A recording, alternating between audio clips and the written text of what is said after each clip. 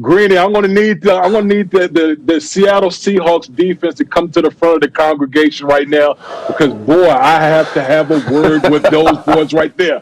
Okay, listen, I know we always been talking about let Russ cook, and that's been the mantra, but let me tell you, those boys on the other side are getting cooked right now. Josh Allen and those boys, Josh Allen, listen, people, Josh Allen completed over 80% of his balls for 415 yards and 3 touchdowns. Excuse me, this is the National Football League. Okay, this is not 7-on-7 in practice. Over 80% of his balls got completed against the team that had the mantra of Legion of Boom. Ladies and gentlemen, this is not your brother's Legion of Boom right now. We can no longer call them the Seattle Seahawks. They are forever called the Seattle Gullies right now, okay? You cannot get the Seahawks because Seahawks are mean and nasty. Gullies are nice. You can pet them and all that type of stupid stuff. When you let somebody complete 80% of their balls, y'all need to get the hell up out of here thinking y'all playing defense on that side over there. Jamal Adams, okay, all y'all boys, man, get right, because I will come after y'all again if I continue to see that on film. Believe that. So, Nick and Lewis, I could tell that you are enjoying this week's edition of Neck of the Woods, but it's about to get even better. Because, D. Wood, I'm told that the 2 other people that you want to meet you in your neck of the woods are Rex Ryan and me. Now, what is that about? Listen, I was eating a breakfast sandwich at the house the other day, and I turn on the TV, and I'm like, what the hell am I seeing from my man Rex and Greeny? Like, what is this crossover dance that Rex was doing? What is this? What the hell is Greeny? Greeny! Is that, wait a minute, hold on. Greeny, what's going on here, Greeny? Fresh, you got the fresh shave. Rex doing some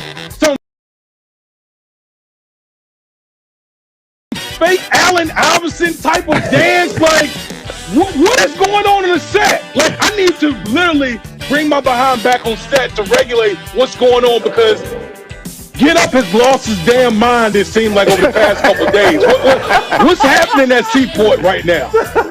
So what is this? Here's D. Wood. Ladies and gentlemen, in case you're wondering if he knows of what he speaks. Look at that. Check it out. Check it out, baby. You see that swag? Now, the T-shirt is a little big and everything. I know everybody will say that. The T-shirt is big, but look at my swag right there. Lou, you see me? Look at that. Dominique. You see the rhythm? Dominique, you see how breezy I'm looking? Dominique was very difficult on me. He was tough on me yesterday. Who do you think was the best dancer of the 3 of us? We'll get a quick vote. Neek. D. Wood, obviously. Hands down. Lewis? Yeah, Wood, yeah. Woody, you were good, bro. You were good. Greeny, you were serious, though. I can tell you were taking that stuff real serious. I don't know. Look, I don't know what Rex was doing. Rex was having, I can't articulate what Rex was doing. Besides, whatever, man. Just whatever. That's all I'm going to say is whatever. Fair enough. We will meet you, D. Wood, in your neck of the woods. All right, let's get back to the NFL here. Let's talk about the Cleveland. No, let's do either or first. Lewis, we're looking at some of the matchups this weekend. Brady versus Bridgewater. Who you got?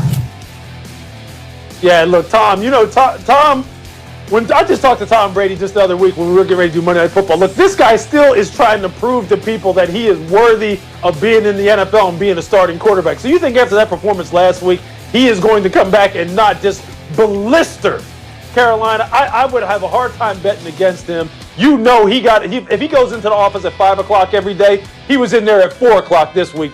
I'm going Tom Brady all the way on this. Dominique, Russell Wilson or Aaron Donald matching up? Who you got? Give me Aaron Donald. We all know he is unblockable by 1 or 2 people. And you traditionally, when you play him, you try to get rid of the ball quickly. That's not what Russell does. He buys time and makes things happen. I think Aaron Donald, and it's underrated, I think Rams defense, they show up and they play well against the Seattle Seahawks. And I think they even pull out a win. And then D. Wood would come to you for Deshaun Watson or Baker Mayfield, Texans Browns. Who you got? I'm going with Baker Mayfield, and the reason why is because I think that running game is going to help him a lot. And Baker Mayfield, to me, is more of a manager. They won't allow him so many opportunities to screw it up. And I think because of that running game with the Cleveland Browns, Baker Mayfield will be the more efficient quarterback in that game. Now, it's a very interesting game and an interesting time for the Browns coming off of their bye. Yesterday, their coach, Kevin Stefanski, was asked if he believes that Baker Mayfield is on the verge of taking a big step in his game. Here is what the coach said. Baker would tell you there's moments where he was really good and moments that he wants to get better. And I think that's just a great focus for our guys moving forward. We can help him. I know that. We can help him for sure in some of the design, some of the play calls. But I think he's ready to ascend. All right, so this was interesting. And D. Wood, I was looking through your notes, and you said that it sounded like another quarterback that people talk about sometimes. What was the comparison and the description that you were going to make? Sound like the quarterback he coached up in Minnesota, Kirk Cousins. When Kirk Cousins was having a lot of interceptions and a lot of mistakes up there, one of the mandates was run the football more with Dalvin Cook. And then once they started running the football more, it actually helped Kirk Cousins tremendously. And that's what I kind of hear from Kevin Stefanski, is the fact that, with Nick Chubb coming back, amping up that running game with the Cleveland Browns, because I think that's where Baker Mayfield is at his best. When the running game is going and you're able to do the things off of that, the play action pass, the rollouts, all the things the Cleveland Browns want to do, then that will help Baker Mayfield as a quarterback. So when I heard that from Kevin Stefanski, that's the first thing I thought was his time up in Minnesota with Kirk Cousins. Yeah, it's an interesting way to look at it. Lewis, it's a big second half of the season, right? What is at stake, do you think, for the quarterback and for the program in Cleveland? Yeah, I think Baker, as far as what's at stake, he can really go ahead and solidify himself as the franchise quarterback for this football team if he's able to string together a bunch of good performances, especially, Greeny, against quality opponents. That's really been the thing that has been holding this team back in terms of people giving them their due and saying, okay, maybe they're getting over the hump. Maybe they're turning the corner. Maybe they are now seriously someone to consider in the North and in the AFC overall. And what's interesting is when Damien said that about Kirk Cousins, that's the first thing I thought of too. So I guess great minds think alike, Damien. Look, when I was watching the Vikings tape for getting ready for this week, it is something. Look, that offense that they run up there under Gary Kubiak is Kevin Stefanski. That's his offense that he's running in Cleveland. And you're right, the running game really feeds and kind of helps the passing game grow.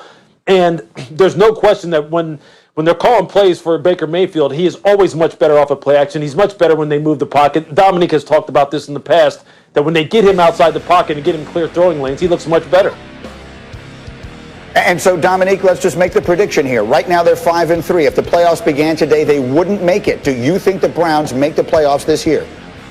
Yeah, I don't think they do. I think Lewis started us talking about against good teams, and their schedule so far has been against, or their wins have been against a bunch of not very good teams. And going forward, if they are able to beat the teams that they're supposed to beat, maybe they sneak into the back of the playoffs, but I think they're going to drop some of those games. They're absolutely going to lose to the Ravens and Steelers again. Baker Mayfield and that offense scored 7 and 6 points against the Ravens and the Steelers, and only 6 points against the Raiders. I know there was wind and weather conditions last week, but those are the 3 best teams they played, and they couldn't muster very many points against them, no matter how well they ran or how much they tried to run the ball or how much play action or Baker Mayfield out of the pocket they tried to use. So I think it's a little bit of fool's gold at 5-2. I don't think they're as good as that record suggests.